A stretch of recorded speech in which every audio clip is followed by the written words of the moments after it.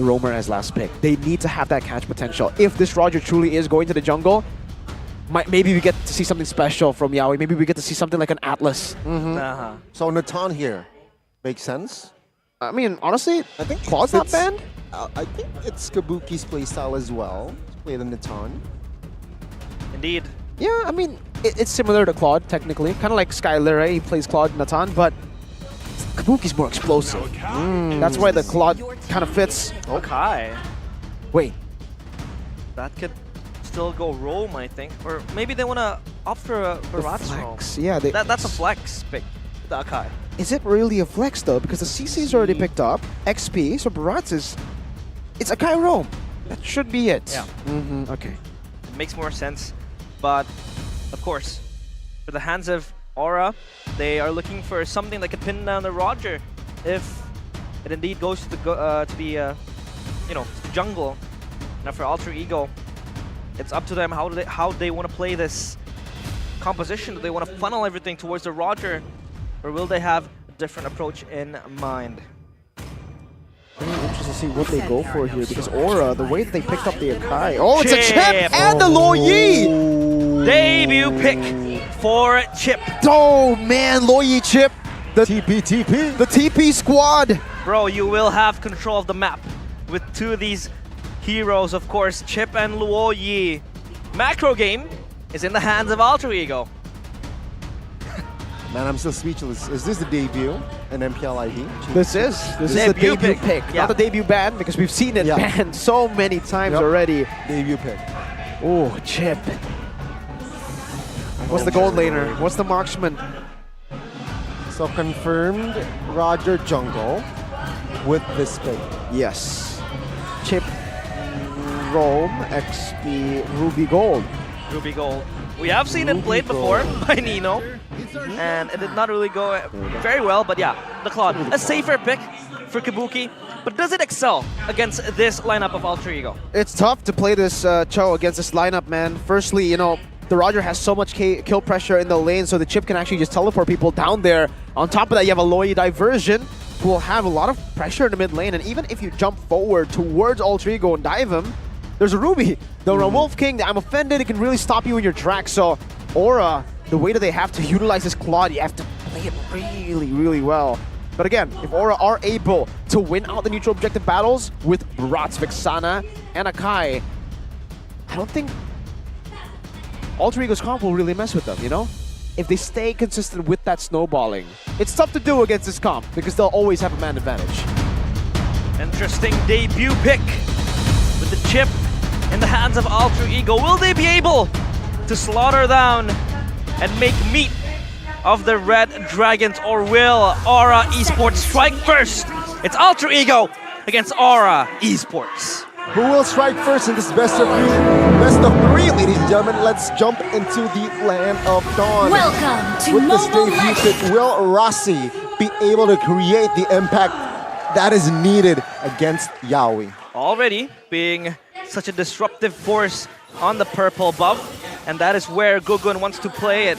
So Rassi, he does have that prio, but talking about Luo Yi and Chip, aside from map control, what do they want to achieve with these two pickups, Mirko?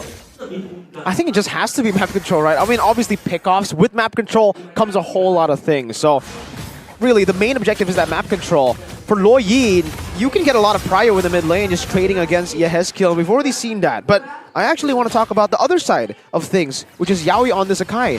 What the Akai enables Aura to do is to give Gugun a faster route in his own jungle. You saw earlier, Yaoi was actually leashing the orange buff while Gugun was doing the purple buff. So already in that sense, Gugun will have a lot of pressure to play with as well. Remember though, the Taz on this Roger will also be clearing quite quick.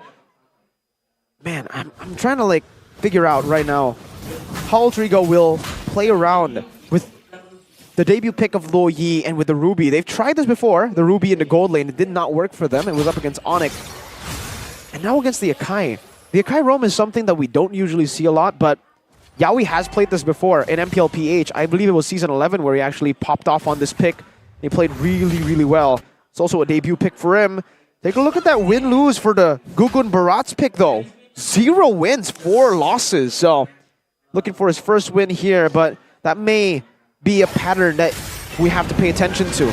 It's quite ironic how Gugun has been performing really well with the Barats, winning those Red 3 fights, but he's not yet able to really pick up a solid win with the Barats. Now Aran gets jumped in.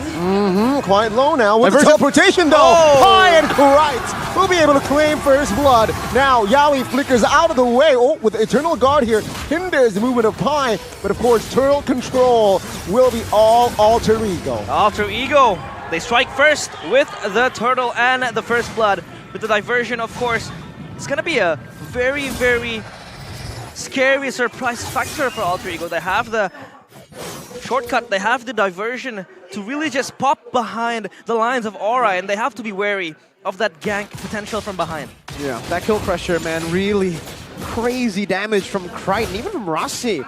Sound prediction presented by Samsung Galaxy. You can see it right here, but really, man, that teleport was disgusting, right? The fact that they could attack from so many different angles. Rossi pops the teleport as well. Whoa.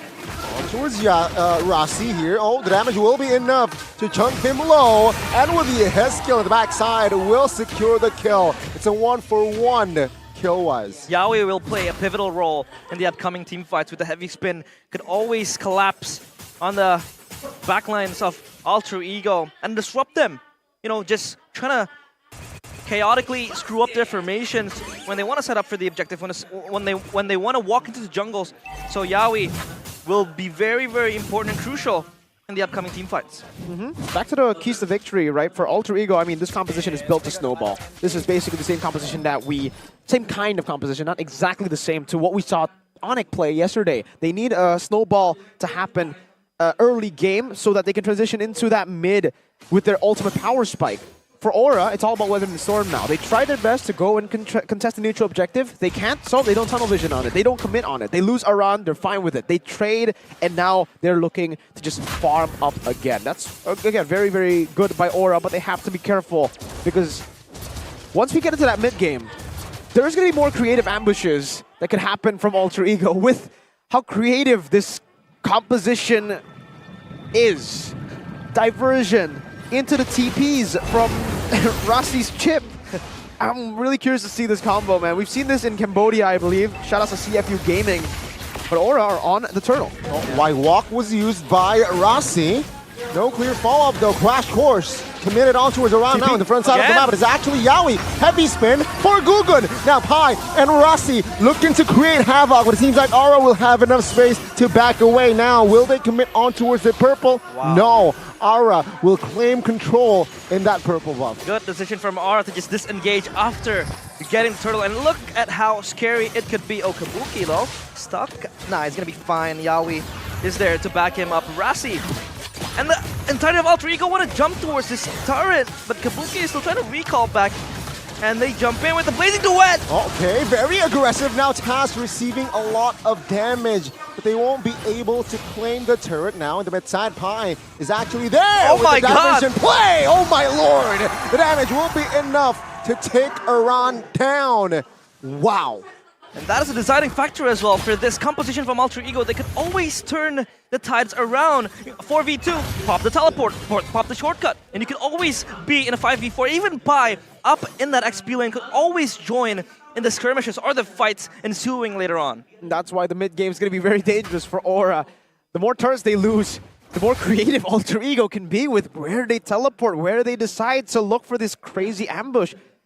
Aura, they're going to have to do double time on the thinking here. They're going to have to think about every single possibility on which bush could be the next one that Alter Ego will use to attempt another flank. And right now, they are really just on full defense mode. They are really trying to weather the storm because Alter Ego, they're doing as much as they can with the prior that they have, Macro.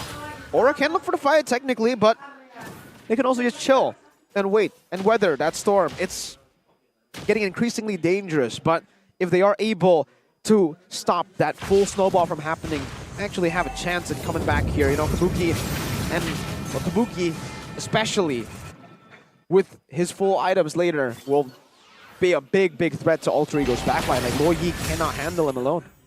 Kabuki indeed will be the edge of the spear for the Red Dragons, but now again, an objective contest for both sides. Gugun, we have known him as one of the most stellar performers with that retribution, but with the penalty zone. Penalty zone flicker committed. Taz pinned down, and as Gugun. well as Gugun will secure the turtle now. Oh my Damage God. will not be enough. Yawi, oh no, flicker, but he has enough mobility to escape. Alter Ego, he did not stand idly by as they want the mid for Taz, as Yawi will be taken now by Nino. Now, Aura, they are looking to hold on. It seems like Alter Ego will trade that turtle for the kill. I was about to say how I love Aura's patience. After they got that objective, they chose to disengage, but a pick-off happened where Nino was able to get Yawi in that process. So at least the game plan is clear for Aura. You get that objective, try to disengage, and just try to, flee away.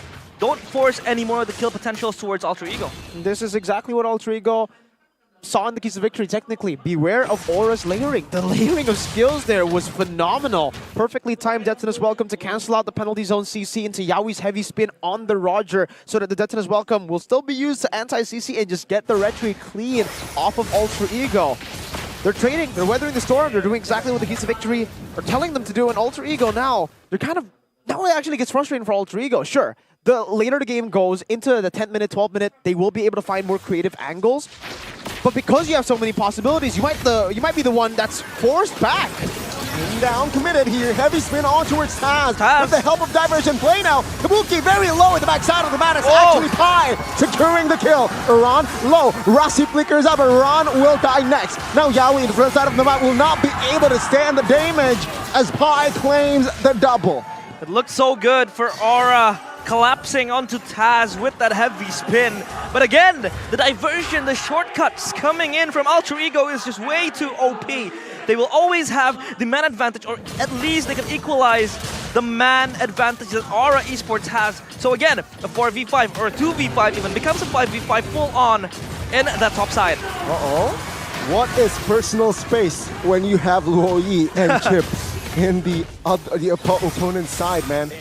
Wow. Wow, indeed.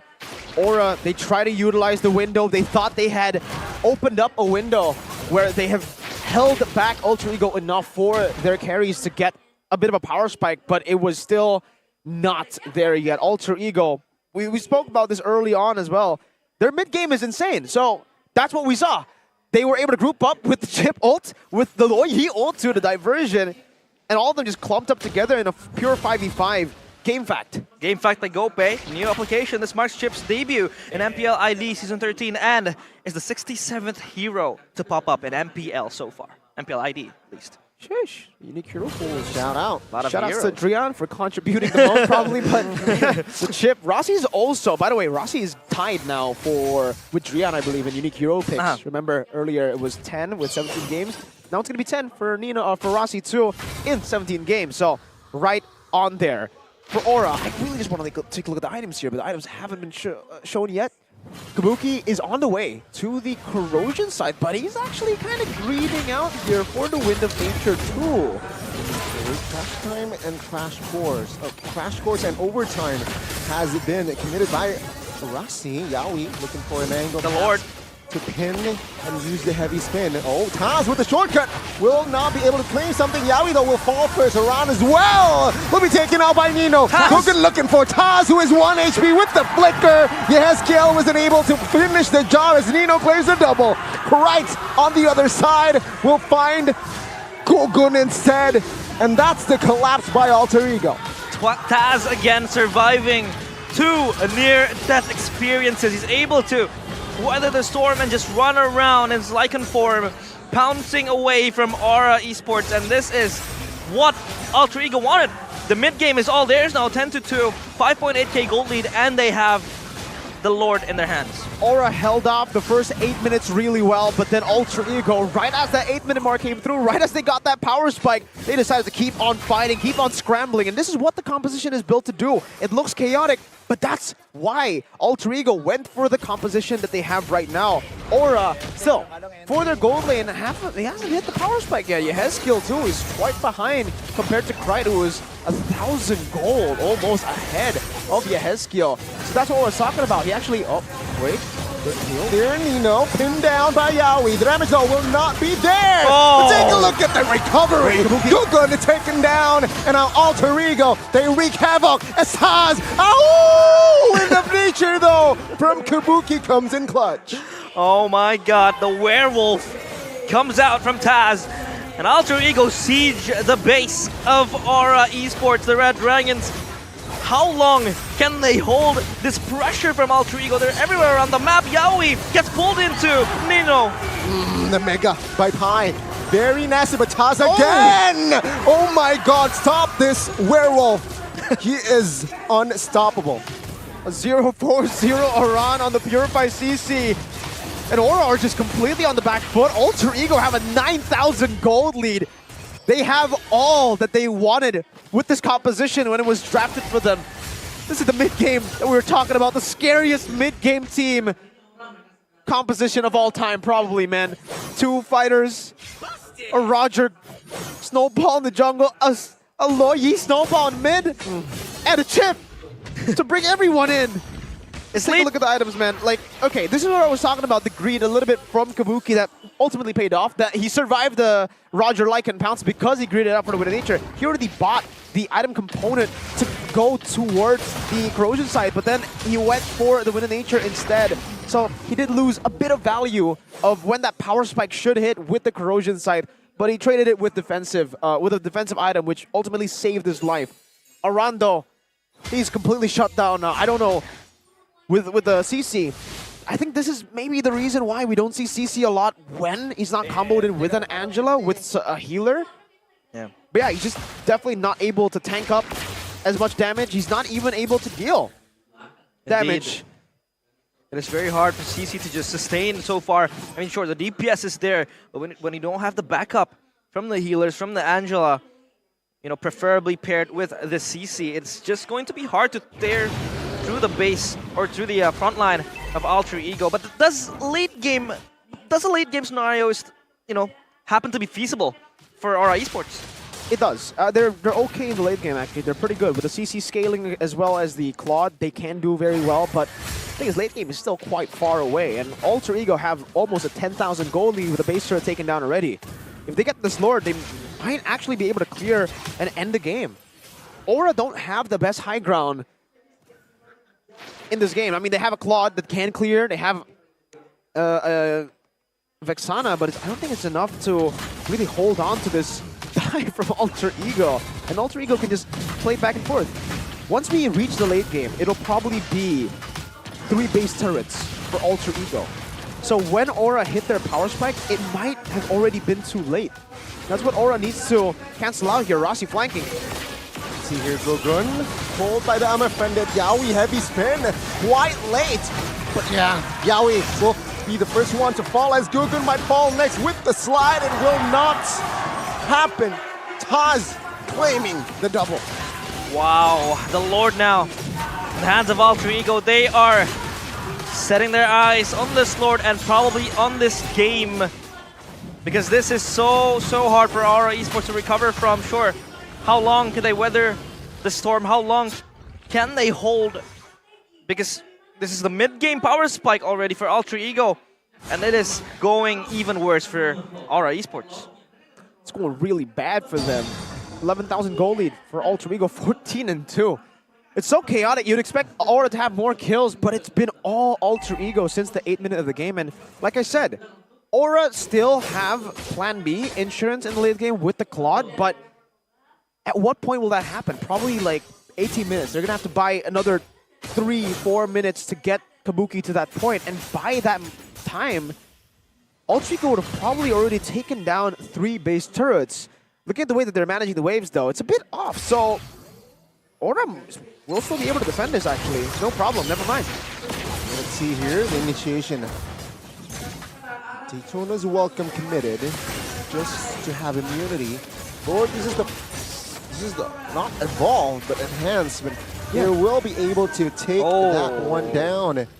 And yeah, somehow they are still surviving with 2 base turrets. They hold on. Yeah, it's just a weird wave. Like, the way they manipulate the waves is kind of weird. Okay, let's see here, Gugun now. So King damage in front of the side of the map. Oh my god, Yaoi will be the first one to fall alongside Gugun again. 3v4 now as Rasi was also a casualty. Iran trying to soak in damage. Taz now looking for an angle, but no, they will commit to the base turret instead in the bottom side.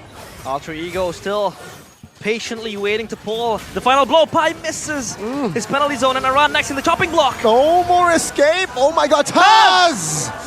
He jumps in, does not have enough damage, but Kabuki now looking for a taste to have a kill.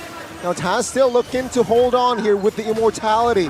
And this time they will have to back away, though 3 base turrets already claimed and secured. Alter Ego scamper away from the base, and Aura Esports playing base defense. They win the first round, but how long can they hold this?